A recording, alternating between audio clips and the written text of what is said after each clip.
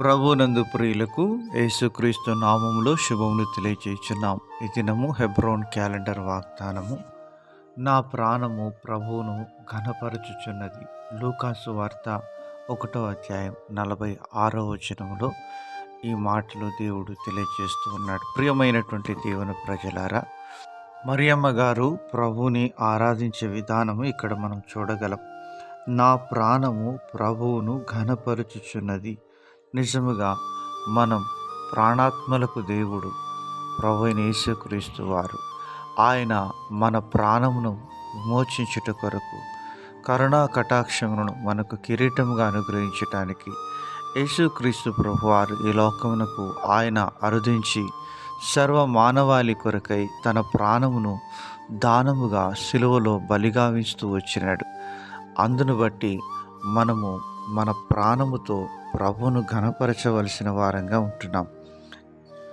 దావీదు అంటున్నాడు 103వ కీర్తనలో, నా ప్రాణమా యెహోవాను సన్నతించుము, ఆయన చేసిన ఉపకారములలో దేనిని మరవకుము అంటున్నాడు. ప్రియమైనటువంటి దేవుని ప్రజలారా, ప్రభు యొక్క పునరుత్థాన దినములో మనము మన ప్రాణములతో సుఖించడం కాకుండా దేవుని సన్నిధిలో ఆయనను ఘనపరిచే విధానం మనము చేయవలసిన వారంగా ఉంటున్నాం.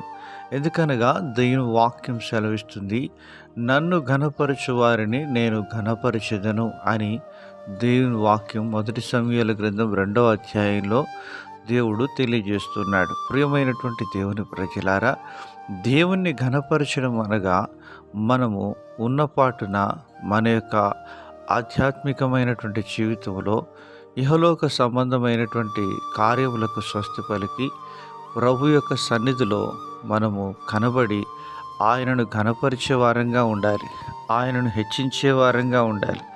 నీ ఆస్తిలో భాగమునిచ్చి యెహోవాను ఘనపరచుమని సామెతల గ్రంథంలో దేవుడు సెలవిస్తూ ఉంటున్నాడు. ప్రియమైనటువంటి దేవుని ప్రజలారా, ఈ విధంగా మనం దేవుణ్ణి ఘనపరిచినప్పుడు దేవుడు మహిమ పొందుకునేవాడుగా ఉంటున్నాడు. ఎందుకనగా ఆయన ఘనమైనటువంటి దేవుడు. మన ఆత్మను పాతాళం నుంచి విమోచించి నిత్య జీవానికి వారసులుగా చేస్తూ వచ్చినాడు. నిజంగా దేవుడు మనకు ఎంతో విమోచకుడుగా ఉంటున్నాడు, రక్షకుడుగా ఉంటున్నాడు. ఆయనను గుర్తించిన వారు, ఆయన ద్వారా విమోచించబడినటువంటి వారే ప్రభువుని ఆరాధించి ఘనపరిచేవారుగా ఉంటున్నారు.